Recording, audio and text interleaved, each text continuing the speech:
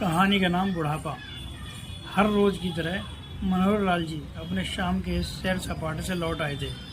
वह अपने जूते उतार ही रहे थे कि बहू ने पूछा, बाबूजी, आज हम पार्टी में जा रहे हैं, हम वहीं से खाकर आएंगे।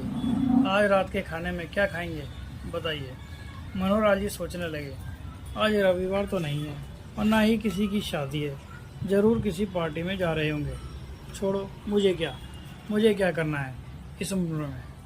अपने विचारों पर काबू करते हुए मनोहर लाल जी बोले, ऐसा करो बेटा, मेरे लिए 2 रोटियां बना दो, दूध के साथ रोटियां ही खाऊंगा। बहू तुरंत बोल उठी, बाबूजी, सुबह ही जो बनाई थी उनमें से 2 रोटियां अभी भी बची हुई हैं।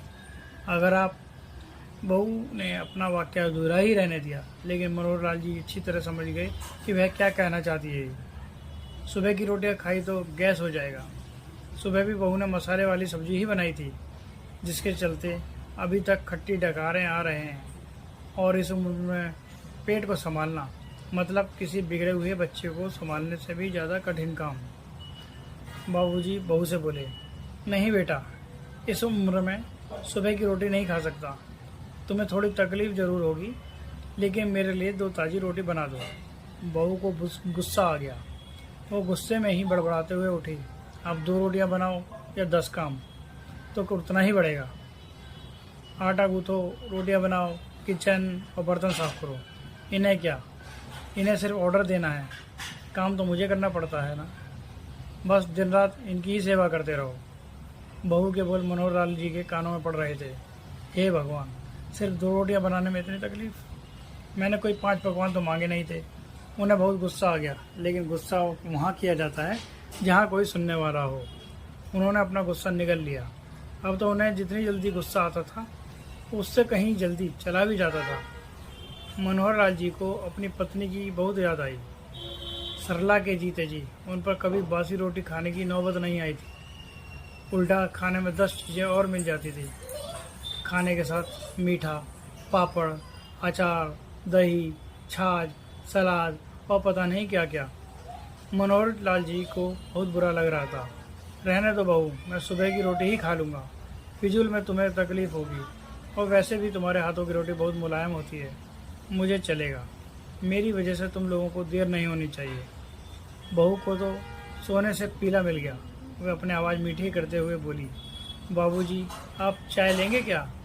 मनोहर लाल जी अपने चाय पीने की इच्छा को दबाते हुए बोले, वैसे कोई खास इच्छा नहीं है चाय पीने की, मगर तुम अपने लिए बना रही हो तो मेरे लिए भी थोड़ी बना देना।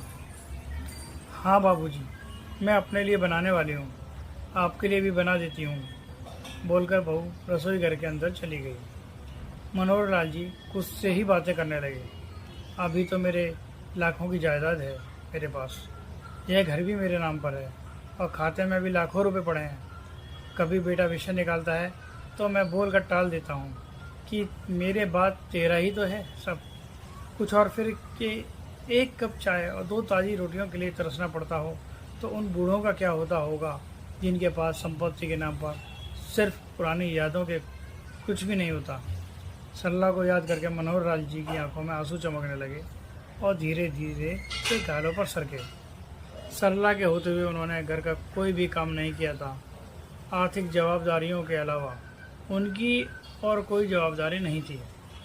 उनके व्यापार ने भी अच्छे साथ दिया। वह भी सरला से बहुत प्यार करते थे, लेकिन कभी जता या बता नहीं पाए। वह सच्चे दिल से मानते थे कि सरला उनकी किसी पूर्व जन्मों के पुण्य का फल है, लेकिन ज़िंदगी की भागदौड़ में वह सरला की मन की इच्छाएं पूरी ना कर सके। उन्हें वैष्णो देवी जाना था, लेकिन हर बार यह यात्रा अगले साल के लिए पोस्टपोन हो जाती। घर बार और संसार की जिम्मेदारियां संभालते संभालते कब उनकी इच्छाएं उन्हीं के साथ चली गईं, पता ही नहीं चला। मनोहर लाल जी ने देखा उनके पोता और पोती दोनों ही स्कूल से आ गए थे। दोनों ने अपना बस्ता सोफे पर फेंका और दादाजी की तरफ दौड़कर उनके गले लगते हुए कहने लगे, चलिए ना दादाजी, खेलने चलते हैं। यही निस्वार्थ प्रेम के कुछ पल थे जिनमें मनोहर लाल जी भी बच्चों के साथ बच्चे बन जाते थे और सारे अपने दुख और यादें भूल जाते थे। वह कुछ बोल पाते उससे पहले ही बहू ने कहा, चलो छोड़ो दादाजी को, हमें पार्टी में जाना है, जल्दी से आकर तैयार हो जाओ। पापा भी आते ही होंगे। दोनों ही बच्चे दादाजी को छोड़ मम्मी की तरफ भागे। उनकी पोती 7 साल की थी और पोता 5 साल का था। मनोहर लाल जी अपनी सोच में डूबे हुए बालकनी की तरफ बढ़ गए। बालकनी में धीमी ठंडी हवा ने उनका स्वागत किया। बहू उनके लिए चाय बनाकर लेकर आई। बालकनी में रखी अपनी कुर्सी पर बैठकर मनोहर लाल जी घुट घुट कर चाय पी रहे थे। पी क्या रहे थे, निगल रहे थे, क्योंकि चाय के नाम पर सिर्फ कम शक्कर वाला गर्म पानी था, ना इलायची ना अदरक। मनोहर लाल जी मन ही मन सोचने लगे, बहू के जाने के बाद आज खुद अपने हाथों से चाय बनाऊंगा, इलायची अदरक और थोड़ी सी ज़्यादा शक्कर डालकर, और उसके साथ रोटियां खा लूँगा। रोटियां की याद आते ही उनका मुंह फिर से खट्टा हो गया। चाय खत्म होने पर खाली कप लेकर वह किचन में रखने गए तो वहाँ देखा कि बहू और बच्चों का कप धोकर रखा था। उन्होंने भी अपना कप धोकर रख दिया और अपनी डायरी लेकर बालकनी में आ गए। बालकनी में बैठे बैठे उनकी नज़र सूखी हुई तुलसी के एक पौधे पर गई। उन्होंने एक लोटा पानी लाकर उसमें डाल दिया। कुछ मिनटों बाद ध्यान से देखने पर उन्हें पता चला कि सूखे हुए तुलसी के पौधों में नई कुपलें जैसे मुस्कुरा रही। उन्हें याद आया कि सरला हर सुबह तुलसी को पानी और शाम को दिया जला देती थी। अब तो शाम को ना तुलसी को ना ही भगवान के मंदिर में दिया जलता है। पता नहीं कितने संस्कार, इतनी अच्छी आदतें सरला अपने साथ ले गई थी। मनोहर लाल जी आसमान की तरफ देखकर बोले, सरला, मुझे और इस घर को अभी तुम्हारी ज़रूरत थी। तुम क्यों हमें छोड़कर चली गई? तुमने मुझे धोखा दिया। तुमने हमेशा साथ रहने का वचन तोड़ दिया। तुम मुझे अकेला छोड़कर चली गई। मनोहर लाल जी की आंखें भर आईं। पापा, इतनी ठंडी हवाएं बह रही हैं और आप बालकनी में बैठे हैं। अंदर आइए, नहीं तो बीमार हो जाएंगे, बेटे ने मनोहर लाल जी से कहा। बेटा, बहू और पोता पोती सब तैयार होकर पार्टी के लिए निकल रहे थे। किसी ने झूठ मूठ की मन रखने के लिए भी उनसे नहीं पूछा कि साथ चलिए। पापा, आप खाना खाकर जल्दी सो जाइएगा, हमें आने में ज़रा देर हो जाएगी।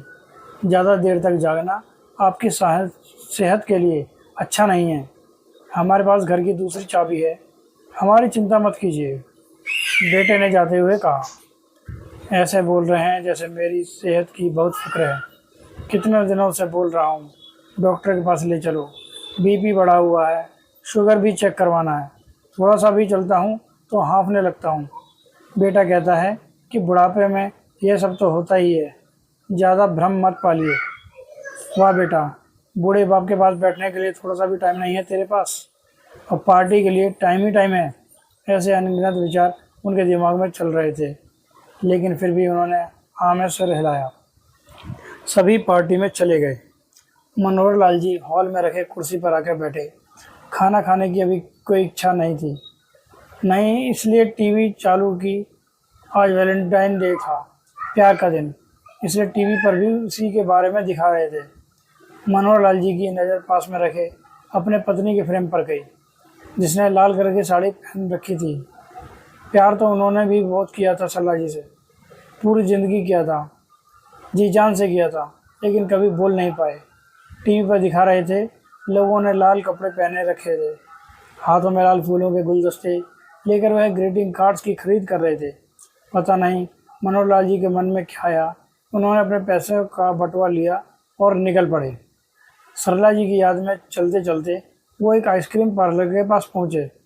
उनका श्वास चढ़ गया था, उनके सांसों की गति तेज हो गई थी। आइसक्रीम पार्लर के पास एक कुर्सी पर वह आकर बैठे। तभी वहाँ पर एक छोटी बच्ची आई जो गुब्बारे बेच रही थी। बच्ची बोली, दादाजी गुब्बारे लोगे क्या? इतने ही बचे हैं, बिक जाएंगे तो जल्दी घर चली जाऊंगी। मनोहर लाल जी ने देखा 10-12 रंग बिरंगे गुब्बारे थे। उन्हें याद आया कि सरला जी को भी गुब्बारे बहुत पसंद थे, लेकिन अब गुब्बारे लेकर क्या करूं? उन्हें बच्ची की आंखों में सच्चाई और आशा दिखी। उन्होंने 200 रुपये दिए और सारे गुब्बारे खरीद लिए। उन्हें फिर से सरला जी की याद आई, क्योंकि वह भी घर से निकलते समय हमेशा थोड़े एक्स्ट्रा पैसे लेकर निकलती थी और किसी न किसी ज़रूरतमंद की मदद किया करती थी। कभी वो टोकते तो वह कहती, हमें भगवान ने लेने वालों के लिए नहीं, देने वालों की लाइन में खड़ा किया है, और थोड़े से रुपयों के बदले में लाखों की दुआएं मिलती हैं तो मुझे टोका मत कीजिए। आंखों में आंसुओं के साथ मनोहर लाल जी खड़े हुए रास्ते के बीचों बीच आए। उन्होंने आसमान की तरफ देखा, अपने हाथों में पकड़े गुब्बारे आसमान में छोड़ दिए और चिल्लाकर बोले, सरला, मैं तुमसे प्यार करता हूँ। उनकी सांसों की गति बढ़ गई, उनका शरीर लड़खड़ाया और ज़मीन पर धड़ से गिर पड़े। आसपास के लोगों को कुछ पता चल पाए उससे पहले ही मनोहर लाल जी ने इस मोह माया की दुनिया को अलविदा कह दिया। उन्हें अपनी पत्नी से मिलने की बहुत जल्दी थी। दोस्तों, इस कहानी से हमें यह सीख मिलती है कि अगर बुजुर्ग जोड़ा बिछड़ जाए तो हमें उनका पूरा पूरा ख्याल रखना चाहिए और उनकी सेवा करते रहना चाहिए। मैं आशा करता हूँ कि आपको यह कहानी पसंद आई होगी, तो कृपया करके हमारे चैनल को लाइक एंड सब्सक्राइब करें और बेल आइकन दबाना ना भूलें। धन्यवाद।